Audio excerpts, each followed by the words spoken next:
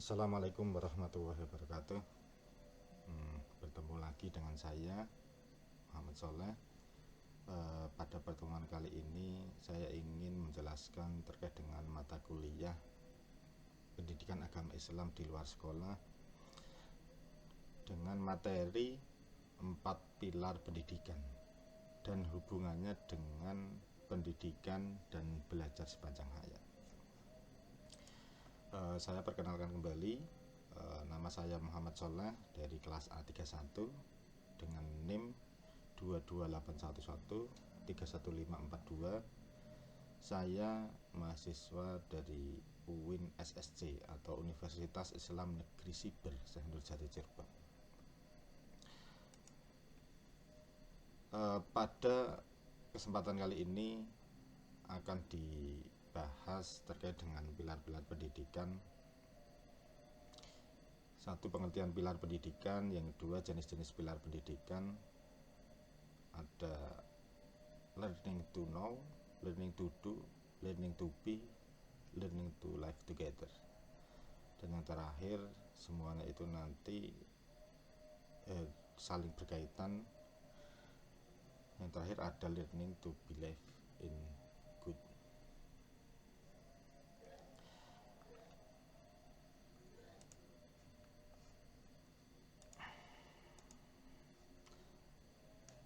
Dalam pengertian pilar pendidikan, definisi dari pilar sendiri itu apa?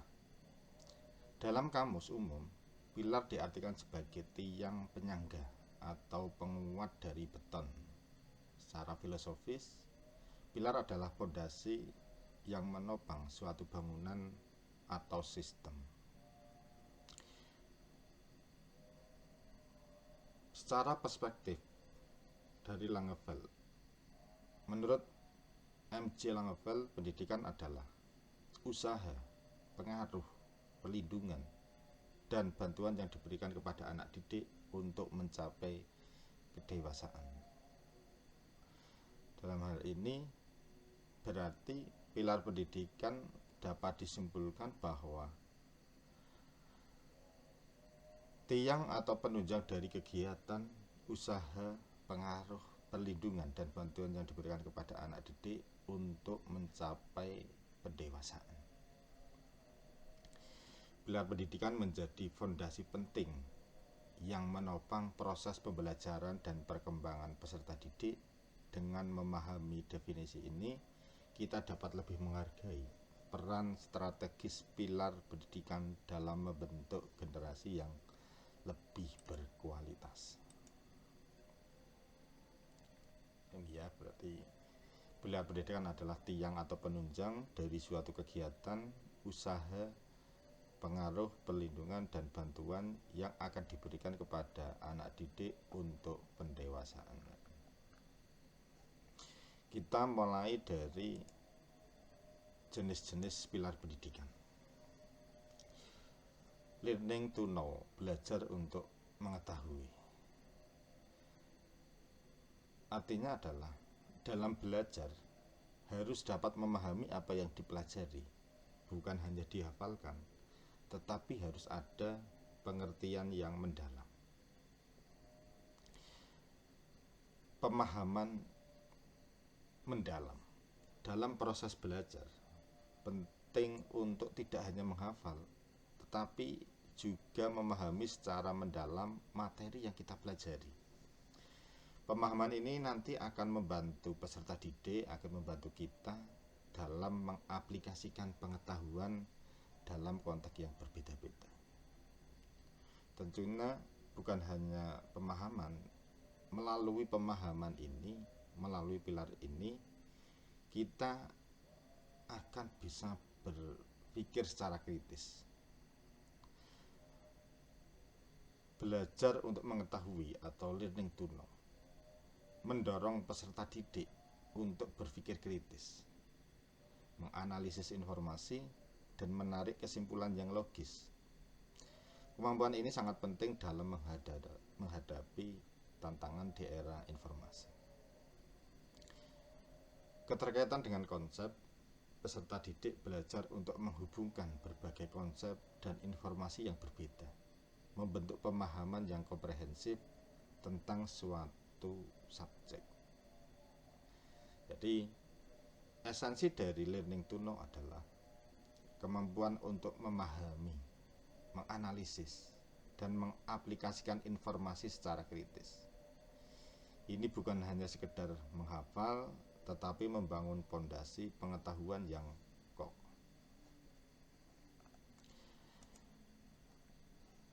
Selanjutnya adalah learning to do atau belajar berbuat atau melakukan.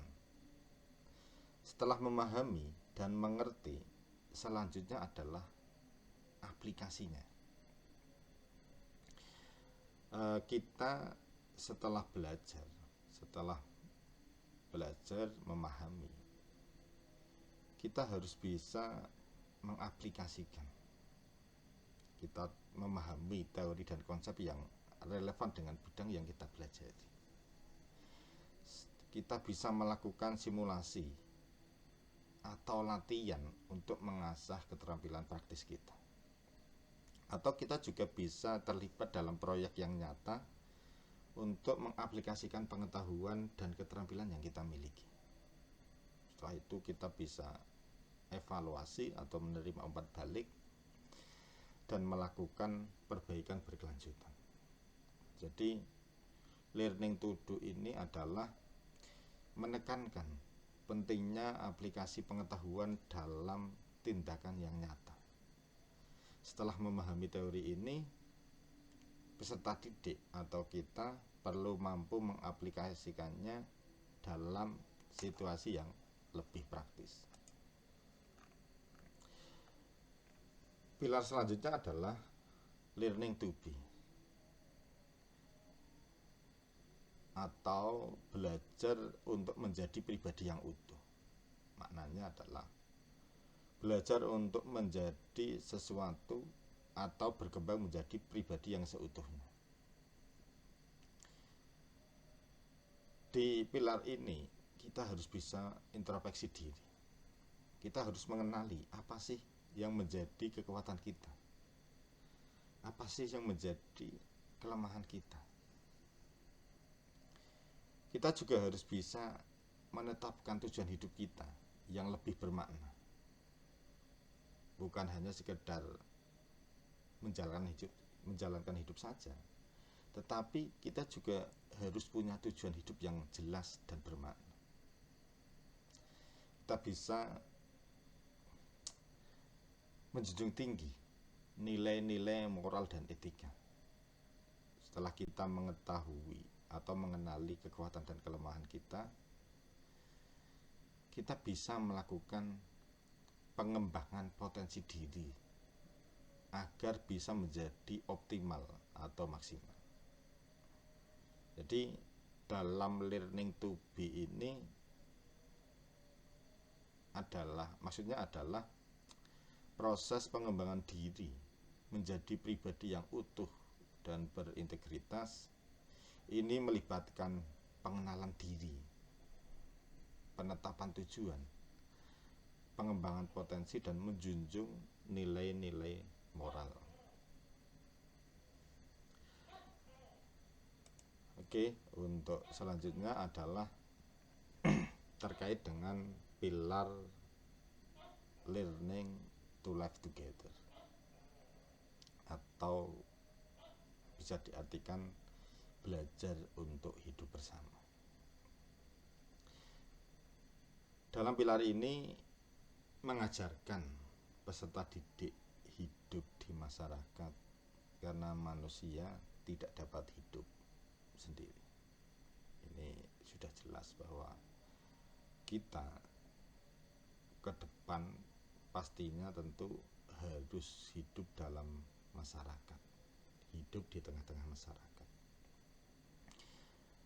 Kita harus berbaur dengan orang-orang di lingkungan sekitar, dengan tetangga, dengan saudara, bahkan dengan orang lain yang tidak kita kenal, tentunya dalam tradisi atau rutinitas di masyarakat itu bermacam-macam. Entah itu di masyarakat pedesaan, masyarakat di perkotaan, atau dimanapun mempunyai tradisi dan budaya yang berbeda-beda. Maka dari itu, pilar ini itu sangat penting.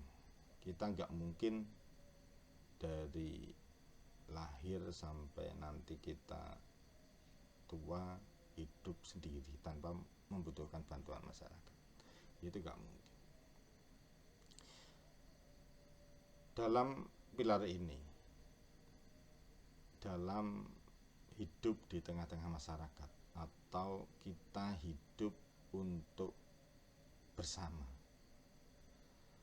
kita harus mempunyai rasa empati.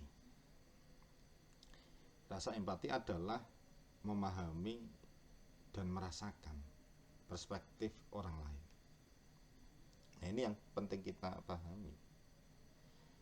Karena di tengah-tengah masyarakat kita nanti akan menemukan berbagai profesi, berbagai macam jenis sudut pandang.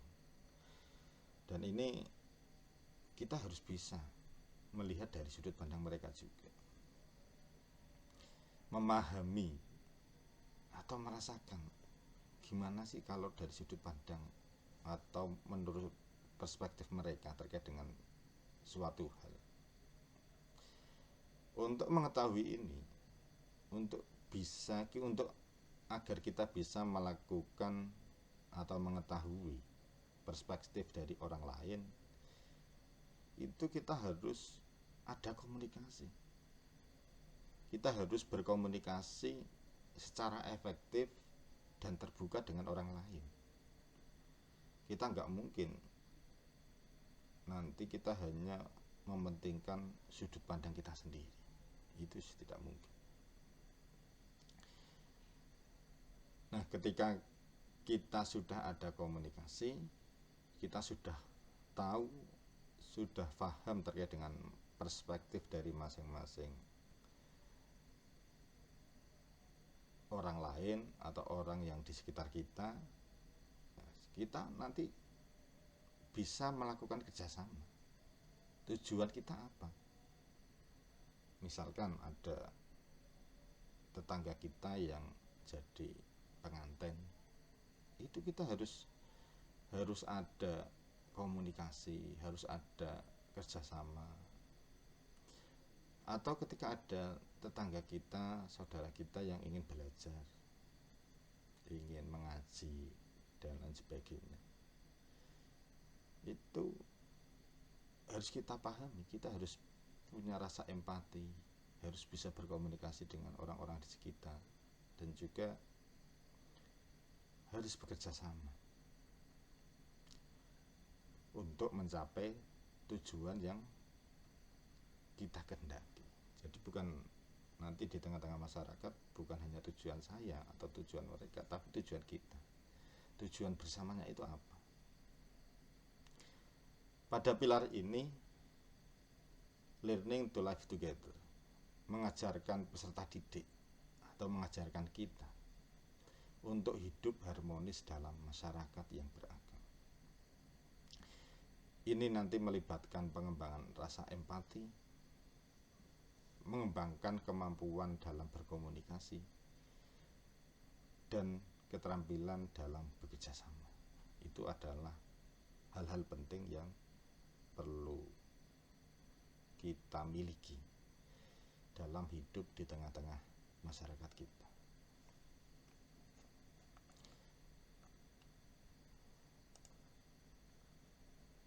Terus yang terakhir adalah learning to be live in God. Belajar untuk beriman kepada Tuhan Yang Maha Esa. Hal ini membantu peserta didik, membantu kita untuk menjalankan tugasnya sebagai religius. Kita harus mempunyai keyakinan, harus memahami ajaran agama dengan baik. Misalkan kita agama Islam, berarti ya kita harus percaya pada Allah Subhanahu wa Ta'ala. Bukan hanya yakin, tapi kita juga harus melakukan pengamalan, mengamalkan semua perintah Allah Subhanahu wa Ta'ala, menjauhi semua larangannya, dan itu kita aplikasikan dalam kehidupan sehari-hari.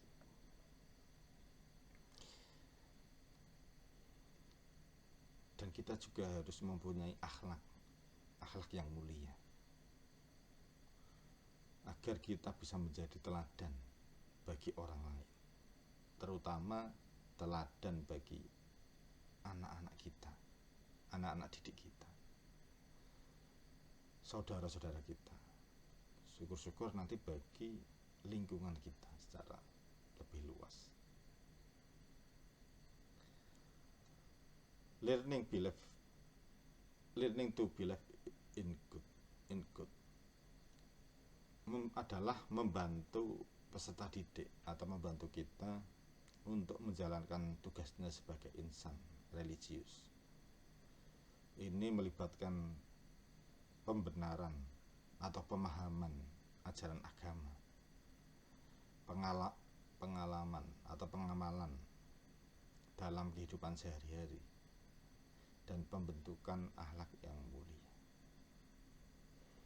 Jadi pada pilar ini nanti akan menjadi penuntun kita. Kita itu harus seperti apa? Harus menjadi apa? Harus bagaimana dan lain sebagainya.